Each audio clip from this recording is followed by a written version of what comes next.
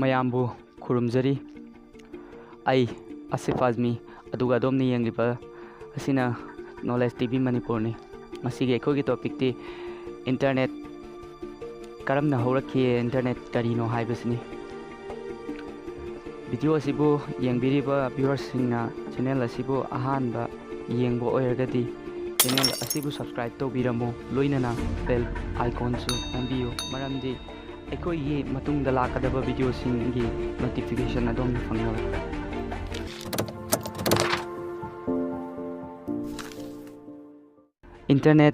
international network of computers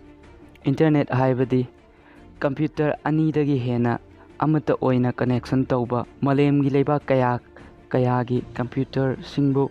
network connection tauba amadi click amuk taubada malem gi mafam kaya gi e pau phanganba dubuni hojiki matamda internet ki matengna chawrba malem asibu pixel halle 1969 da thagi leimaida ahanba oina taibang miyoibana khong thangjinki madugi matung US ki Department of Defense na Advanced Research Project Agency haibadi ARPA semi makhoi computer network mari semki masidagi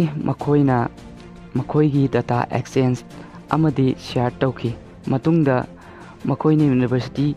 kayada masigi network asi ko join tawraga information share tawnaba khanganki masina ahanba khongthang ni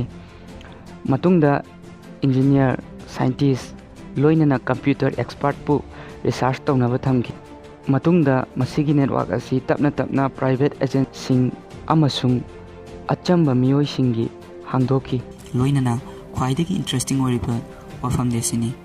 kanagumba agency amatana internet pu maintain natraga control tobu leiti India da ahanba oina internet 1995 ki August ki tang 15 da India government ki company Bidesh Sangsar Nigam Limited BSNL na houdokhi adudagi tapna private service provider kudamoina hairabada Airtel Reliance CP Tata yamlaba company sing asina service tawba horki World Wide Web www. yamna chawba computer network ni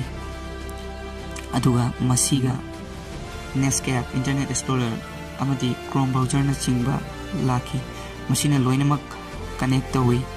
website loinamak yengnabagi damak unique research locator lakhi masibo miyamna URL haina kanaki www. ki manungda document lak kaya yauri aduga page kaya amasu yauri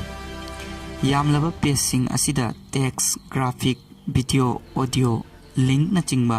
kaya yauribani masibu aikoina hyperlink gi mateng lauraga yengba yaribani aduga adom internet ki maramda karigumba khangba leragadi adom aingonda haiba pamlabadi comment box ta soidana type tawbiro adom aigi video asibu nungai birabadi like tawbiramo aduga adom aigi lakadaba video sing yengba pamlabadi channel asibu soidana subscribe tawbiyo mathang amuk anauba video amamuk puduna laksagi ngasigidi matang asida kainanaba yathan nijari pinabirasi thank you all